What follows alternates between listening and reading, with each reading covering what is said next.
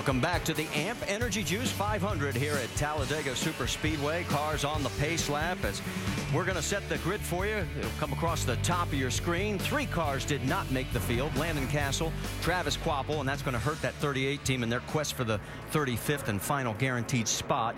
And Johnny Sauter, the third, that did not make the field. No cars will be going to the rear. And if you were with us for Countdown, you heard the 3 chase contenders in the top 3 positions talking about their strategy. Just in case you missed it, here it is. It's a fun race. I enjoy it. It's very strategic as far as where you put yourself and the things you can't control or you know, making a mistake or somebody else making a mistake and getting in that big wreck. I'm just going to try to get up front somewhat early, lead some laps, and see if we can lead the most. If we can and we get in the middle of the pack, then you'll see me try to hit the escape button. You just look for people that have the same philosophy as you do at the start of the race and at different parts of the race. At the end, you know, all the friendships you build and the way everybody works together goes out the window because we all need the best finish we can get.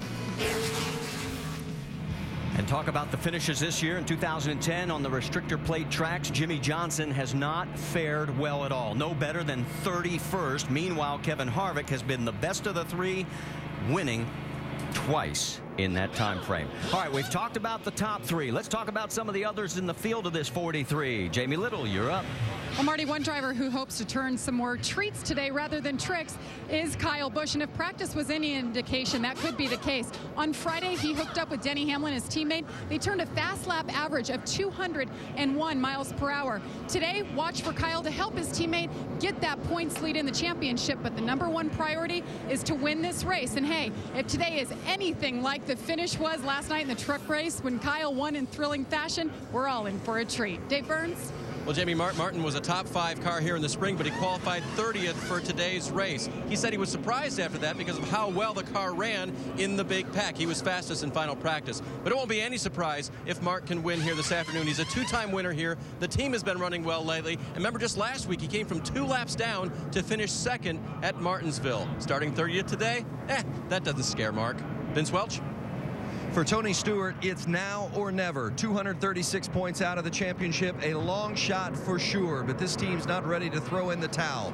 In fact, crew chief Darian Grubb said they don't need a miracle, they just need a little wreck and a lot of luck. Smoke won this race 2 years ago. If there's to be a storybook comeback, he'll need to do it again today. Doc? Well, Vince, if you just mention the word Talladega to drivers and race fans, it'll conjure up visions of high speeds and high risks on the high banks of NASCAR's largest superspeedway. And how appropriate on Halloween, the drivers are getting set to endure the most frightening 500 miles of the year. Now, right now, they're asking themselves, do I have the nerve? Do I have the skill to cram my throttle foot on the floor and leave it there for the next 3 hours without making a mistake? And if someone makes a mistake, do I have enough tricks up my sleeve to dodge the sliding cars in the big one and treat myself to a top 5 finish? It is trick or treat NASCAR style at Talladega. Frightening to some, but for those of you at home, it should be fun to watch. Marty? It sure is going to be.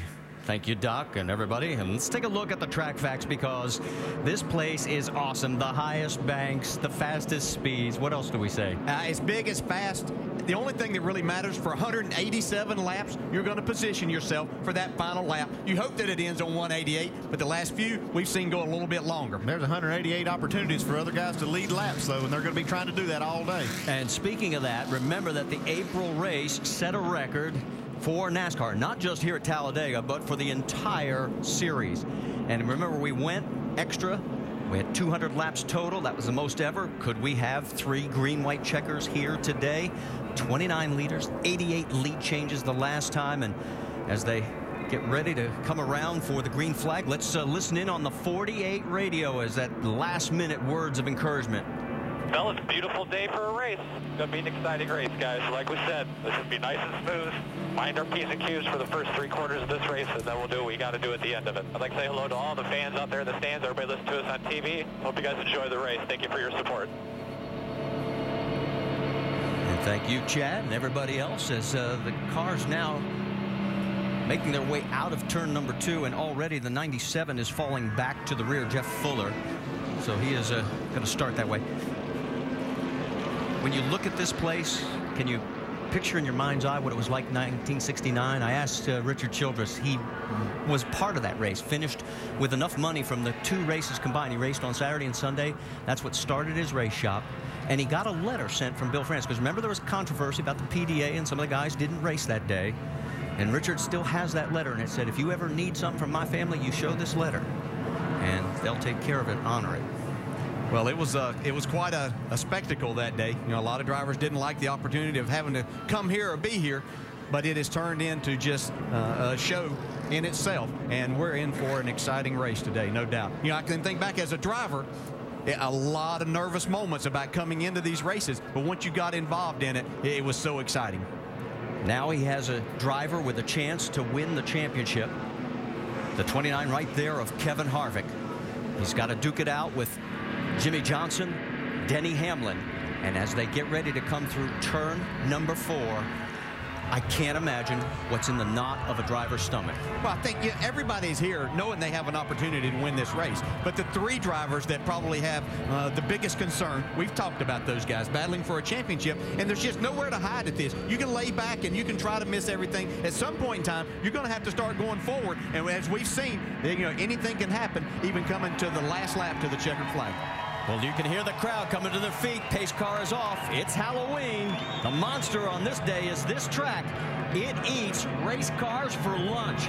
500 miles of terror for the drivers. 500 miles of excitement for us.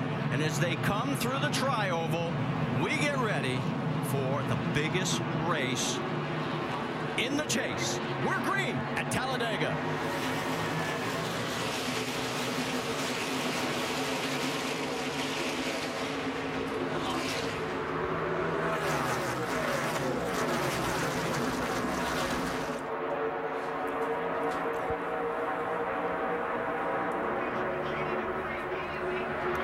Coming out of 2, you notice Jamie McMurray pulled high and sort of to fall back.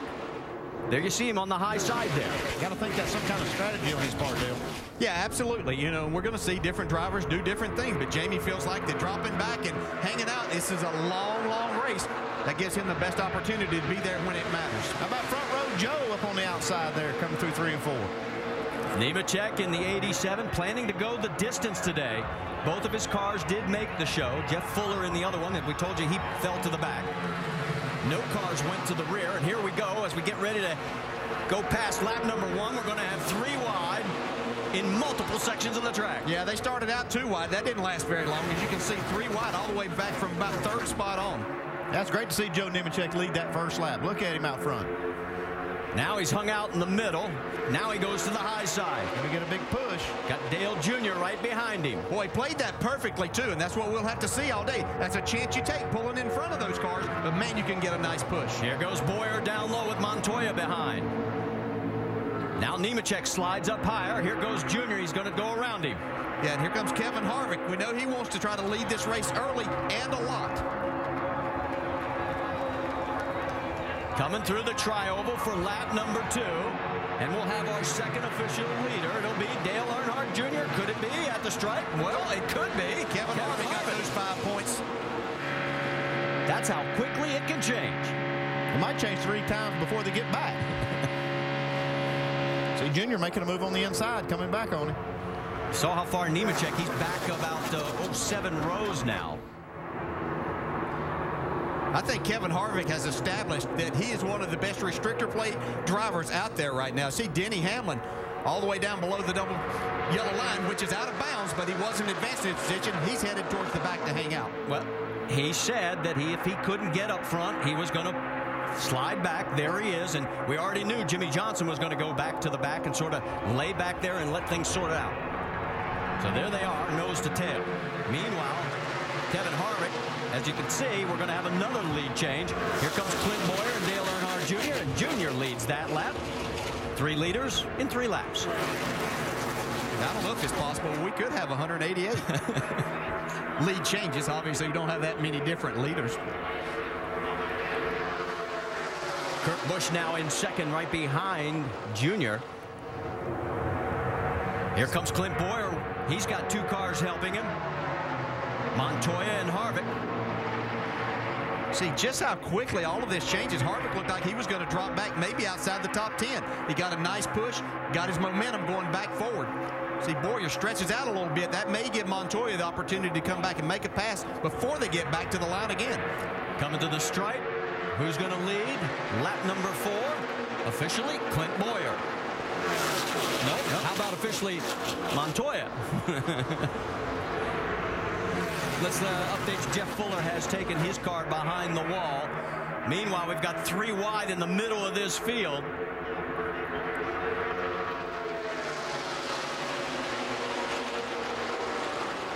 Bobby Labonte right there. And here comes Montoya. He's lost his drafting partner for the second. Oh, look at Harvick there. He almost got tagged. You got to be careful. Casey Mears.